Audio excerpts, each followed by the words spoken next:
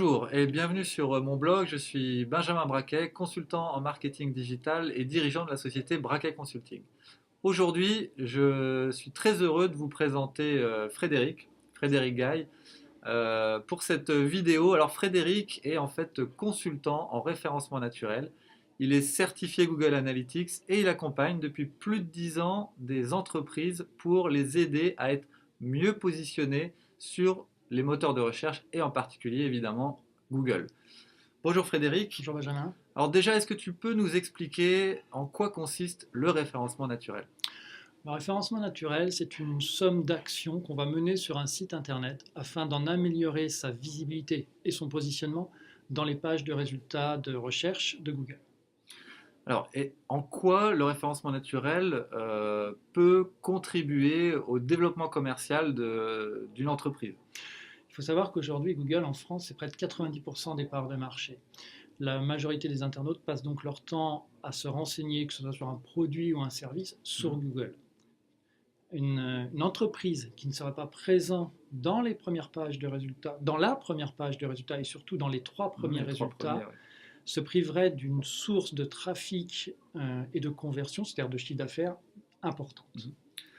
Et alors si tu avais en face de toi un dirigeant d'entreprise, d'une petite structure par exemple, qui n'a pas nécessairement quelqu'un en interne qui s'occupe de ça, qu'est-ce que tu lui donnerais comme premier conseil pour améliorer son référencement ? Alors, il faut savoir qu'il y a une certaine méthodologie à respecter pour bien faire les choses. La méthodologie, elle se découpe en 3 étapes. La première des choses à savoir, c'est de s'assurer que techniquement, le site ne contient aucun facteur qui pourrait gêner ou bloquer l'accès de Google au contenu.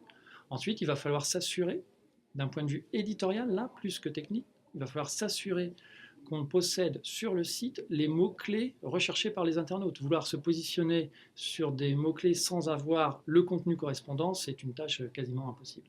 Quasiment. Et le troisième aspect, il y en a encore un, troisième aspect de la méthodologie, qui est peu connu d'ailleurs, et qui est beaucoup plus important, c'est la capacité à obtenir des liens de qualité sur des supports externes qui vont permettre de montrer à Google que le site est perçu comme populaire dans son secteur d'activité. Donc si je résume, il faut avoir un site qui est parfaitement accessible pour les robots des moteurs de recherche. Il faut avoir un contenu éditorial, et ça souvent c'est quand même un peu négligé. Il faut avoir un contenu qui vient répondre à des questions que les internautes tapent sur les moteurs de recherche. Et il faut avoir d'autres sites qui parlent de vous. Exactement, c'est bien ça. C'est très bien résumé. D'accord. Alors, dernière question, Frédéric.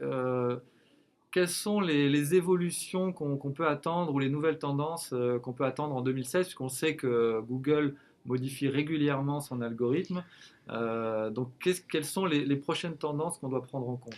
Non seulement il modifie régulièrement son algorithme, mais il faut savoir aussi que Google utilise près de 200 critères pour positionner un site internet.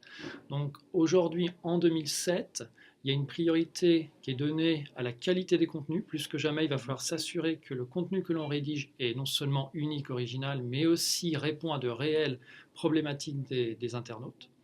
Le deuxième aspect qui va aider aussi un peu la partie technique, c'est de donner à Google des indications sur le sujet d'une page. Et pour cela, on va se servir de balises qui s'appellent les balises les données structurées, qui vont permettre à Google de comprendre de quoi parle ou telle page. Il y a des données structurées pour les hôtels, pour les cinémas, pour tout ce qu'on veut, pour les recettes de cuisine ou autres. Et le dernier aspect, plus que jamais, puisque c'est globalement 40 à 50% du succès en 2016, c'est la capacité à obtenir des liens sur des supports populaires.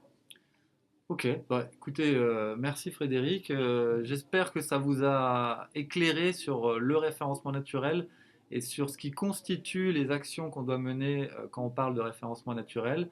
À très bientôt, en tout cas sur le blog. Merci d'être venu sur le site. Très bonne journée et à très vite. Au revoir. Au revoir. I don't drink coffee, I take tea, my dear. I like my toast done on one side.